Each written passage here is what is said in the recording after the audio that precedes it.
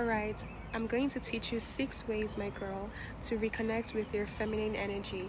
And not just reconnect with her, but to maintain that state. Because as someone who struggled myself all of my adult life to find this part of me again, I understand the struggle. It's so real when you feel like nothing you do can ever work. Your feminine energy, if you're unfamiliar, is just this, imagine it like this beautiful, huge ball of power inside of you. Imagine it like a sun inside of you in your womb. It's that part of you that's very childlike, that doesn't mind being playful, that doesn't mind returning to what you enjoyed doing as a kid. And when you're connected to it, you can literally feel this power radiating through your veins. You literally can feel it. She's confident, she's so loving, she's so kind-hearted, she's so soft, she is free. But for a lot of us, it's super difficult to reconnect with her or even maintain her. Let's say you've managed to reconnect with her at some point, but to maintain that state is very difficult for a lot of us because of fear.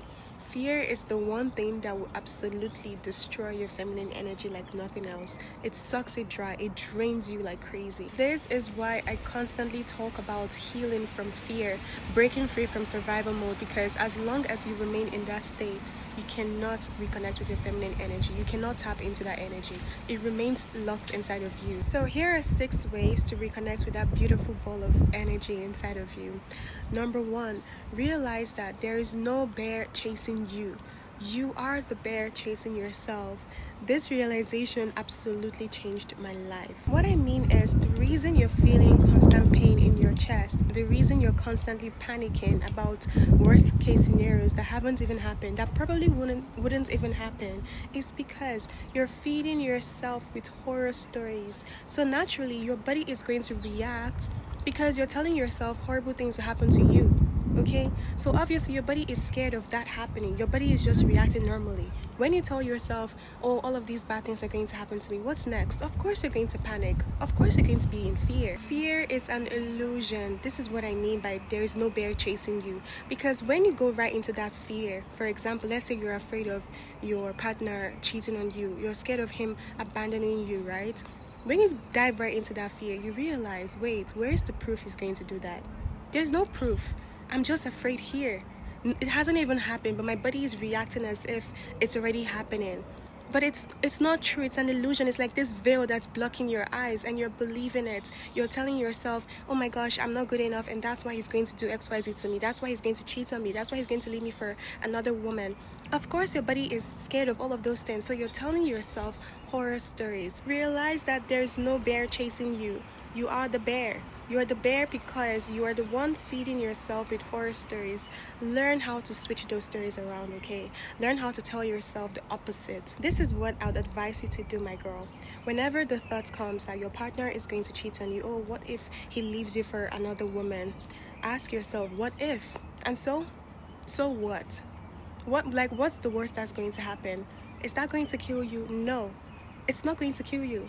There is nothing to be afraid of. That fear is an illusion. It convinces you that it's going to be the end of your life, but it wouldn't, okay? You have your own life to live. He has his. So if he decides to mess up, that does not signify the end of your own life. Your life still continues. Guess what? He will miss out on a beautiful woman like you. This is like exposure therapy, where you dive right into your fear instead of running away from it. Because you saying things like, oh, you know, he's not going to cheat on me and blah, blah, blah, that's still you running away from it. That fear is trying to tell you if he does that, it's going to be the end of your life. So you say no, dive right into it. Remind yourself that you will survive it. Remind yourself of all of the other times you went through hardships that you thought you would never survive them, but you did.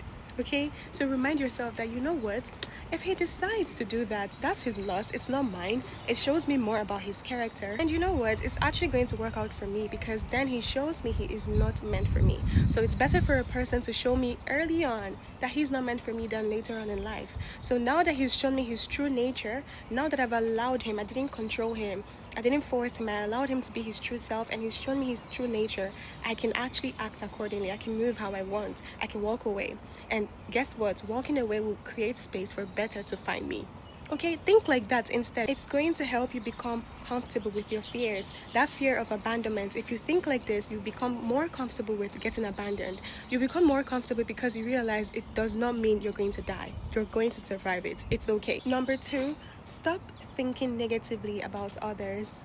Stop fighting with people in your head. I know you do this, okay? You know, when you're having a whole argument with somebody in your head, stop doing that, because that is you. First of all, you're sending out negative energy towards that person. Don't be surprised when they start moving negatively towards you as well. Energy is so real. Do not be surprised. And let me tell you, it's not even just about energy. You will start acting passive aggressively toward that person without even realizing it. And then obviously they will respond to you. They will respond to that energy. When you constantly fight with people in your head, you argue with people in your head, you think negatively about them. You think about how, all of their flaws, their imperfections, how they do XYZ in a certain way. You're criticizing them and you're like, I hate the way they do this and I hate the way they do that. I hate this about them. When you're just constantly thinking negatively about people like that, you're actually creating a toxic environment, a toxic relationship between the both of you. And that is going to be reflected outwardly, I promise you. Whatever you're thinking within, it will show itself without, I promise you, okay? So instead of just constantly hyperfixating on people's flaws and imperfections, criticizing them in your head, even if you don't say it outwardly, but instead of living like that, start looking for the good things they do. Start looking out for those things. Start noticing those things. Start hyperfixating on those things instead. When your partner does something amazing for you, acknowledge it and hyperfixate on those things instead of constantly looking out for what they're not doing and then pointing it out. No, that is still you living in fear. And as long as you're living in fear, you're not going to be able to tap into your feminine energy. And this is not just about your partner, anybody, your family members, your friends, whoever it is that you've noticed you constantly judge in your head. Stop doing that, okay? Just switch it. Whenever you notice you're doing it now, switch it, okay? Whenever you notice you're criticizing them, start looking for the amazing things they're doing and praise them in your head, acknowledge them in your head, and even go out to them and tell them, hey, I like how you did this for me, thank you so much. Show them gratitude. Number 3, slow all the way down. This one is super important.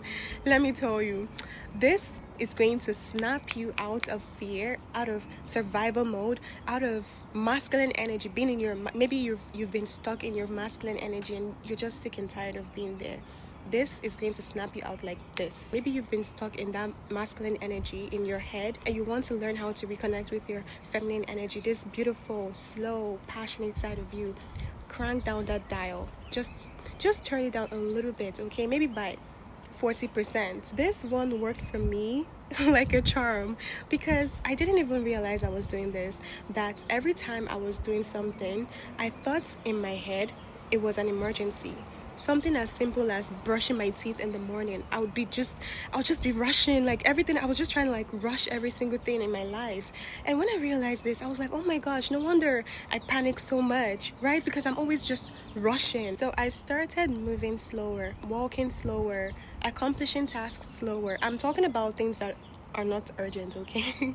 To add to this part, try your best to create situations for yourself where you're not rushing. So for example, if you have an appointment at 9 a.m. tomorrow, make sure you keep to time. Make sure you wake up early, you do all of the things early so that you don't have to rush out the door.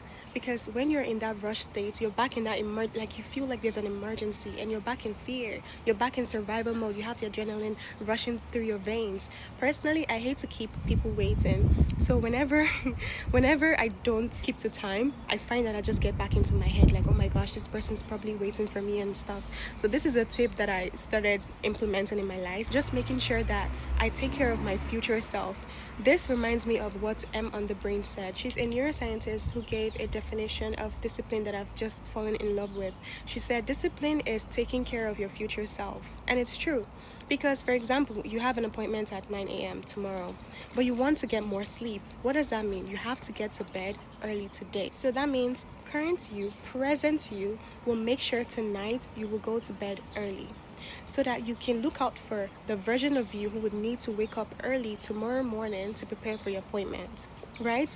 And then when that version of you wakes up, she needs to look out for the version of you.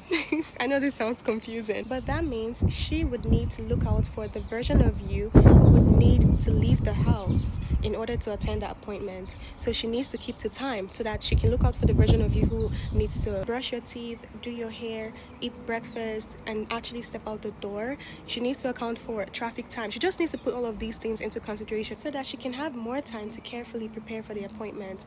Otherwise, if you're just rushing out the door, guess what? You're not just living in survival mode, but you might put on an outfit that doesn't really feel comfortable for you. And when you don't feel confident in your outfit, you don't feel like you're in your feminine energy because you're in your head constantly thinking about it. While you're walking on the street, you're like, oh my gosh, I can't believe I wore this today. You feel very insecure. So you get back into your head and you start strategizing and calculating and thinking, right? Implement discipline, knowing that discipline just means taking care of the future version of you, okay? That's self-love.